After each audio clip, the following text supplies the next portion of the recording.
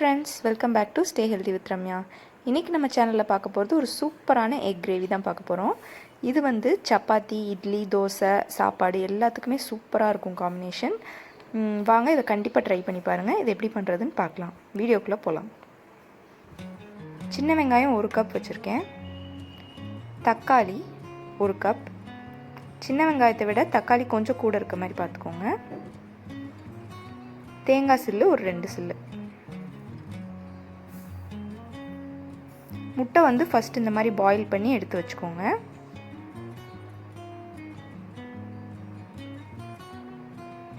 இப்போது இந்த முட்டையில் வந்து நம்ம வந்து லைட்டாக வந்து கீரல் போட்டு வச்சுக்கலாம். ஏன்னா வந்து அந்த மசாலா வந்து உள்ளே இறங்குறதுக்காக.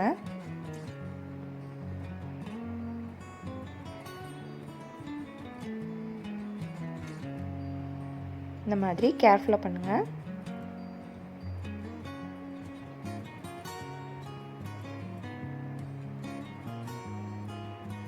இப்போது கொஞ்சோட பெப்பர் வந்து அதில் தூவிக்கோங்க.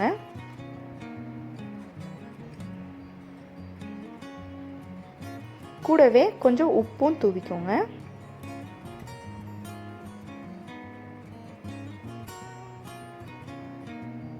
இந்த மாதிரி நான் ஃபுல்லாக பரட்டி வச்சுட்டேன். இப்போது பேனில் நல்லெண்ணெய் ஊற்றிக்கோங்க. இப்போது பட்டை, ஏலக்காய், பிரிஞ்சி இலை 3 போடுறேன். நம்ம வெங்காயத்தை ஆட் பண்ணிடலாம். டிரான்ஸ்பரண்ட் ஆகிற வரைக்கும் வதக்குங்க. வதங்கினதும் தக்காளி போட்டுடலாம். தக்காளி வதங்கிறதுக்காக உப்பு போட்டிருக்கேன். தக்காளி வந்து நல்லா வதக்கிடணும். நம்ம இப்போ வந்து இஞ்சி பூண்டு பேஸ்ட் வந்து நம்ம பேஸ்ட் பண்ணி வைக்காமல் இடித்து வச்சுக்கலாம். இந்த மாதிரி அது வந்து நல்லாயிருக்கும் டேஸ்ட்டு.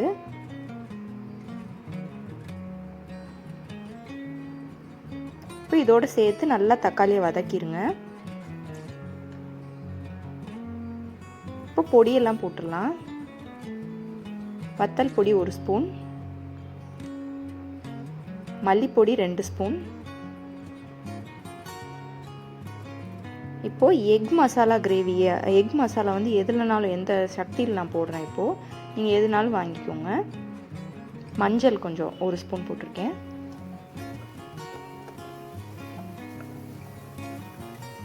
எக் மசாலா வந்து 1 ஸ்பூன் போட்டால் போதும். அந்த ஃப்ளேவர் இன்னும் நல்லாயிருக்கும். எக் மசாலா இல்லைனாலும் கூட பரவாயில்ல, இதுவே போதும்.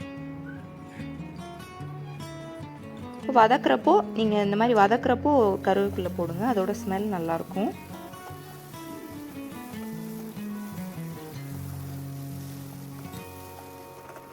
நல்லா இப்போ வதங்கிடுச்சு. இப்போ தேங்காய் ஊற்றிடலாம்.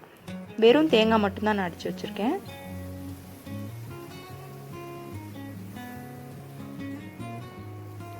உங்களுக்கு எவ்வளோ கிரேவி வேணுமோ அவ்வளோ கொஞ்சம் தண்ணி ஊற்றிக்கோங்க. ரொம்ப கட்டியாக வச்சிட வேணாம், ஏன்னா நம்ம கொஞ்சம் வற்ற வைப்போம். அதனால் கொஞ்சம் தண்ணியாக இருக்கிற மாதிரி இந்த மாதிரி பார்த்துக்கோங்க. இப்போ கடைசியாக கரம் மசாலா போட்டிருக்கேன். ஒரு 1/4 டீஸ்பூன் இல்லைன்னா 1/2 டீஸ்பூன். அப்புறம் உப்பு போட்டு ஒரு 10 மினிட்ஸ் கொதிக்க விடுங்க.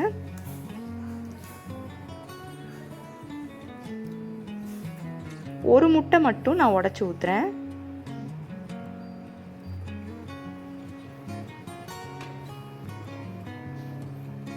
ஒரு 10 மினிட்ஸ் கொதிக்க விடுங்க.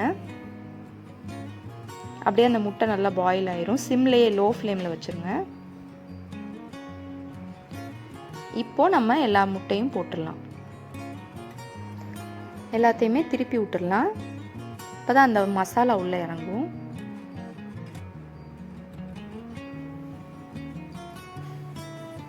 இப்போ திருப்பி ஒரு 5 மினிட்ஸ் இப்படி வச்சுருங்க. சிம்லேயே வச்சுருங்க. இந்த மாதிரி நல்லா எண்ணெய்லாம் பிரிஞ்சு வந்துடும் மேலே. இப்போ நம்ம குழம்பு ரெடி ஆயிடுச்சு. இப்போ இன்னொரு தடவை திருப்பி விட்டுருங்க. இப்போ கடைசியாக மல்லிச்செடி போட்டு இறக்கிடலாம். அவ்வளோதாங்க, நம்ம சூப்பரான எக் கிரேவி ரெடி ஆயிடுச்சு. இது எல்லாத்துக்குமே சூப்பராக இருக்கும். நீங்கள் வந்து காலையில் வச்சிட்டிங்கன்னா காலையில், மத்தியானம், நைட்டு 3 நேரமும் இதே வச்சு சாப்பிட்லாம். ஸோ நீங்கள் இதை கண்டிப்பாக வீட்டில் ட்ரை பண்ணி பாருங்கள். உங்களுக்கு எல்லாருக்குமே ரொம்ப பிடிக்கும். கண்டிப்பாக இதை ட்ரை பண்ணிவிட்டு உங்கள் கமெண்ட்ஸ் என் கூட ஷேர் பண்ணுங்கள். இந்த வீடியோ உங்களுக்கு பிடிச்சிருந்ததுன்னா லைக் பண்ணுங்கள், ஷேர் பண்ணுங்கள், சப்ஸ்கிரைப் பண்ணுங்கள். அடுத்ததாக இன்னொரு சூப்பரான வீடியோவில் சந்திக்கிறேன். அது வரைக்கும் ஸ்டே ஹெல்தி வித் ரம்யா.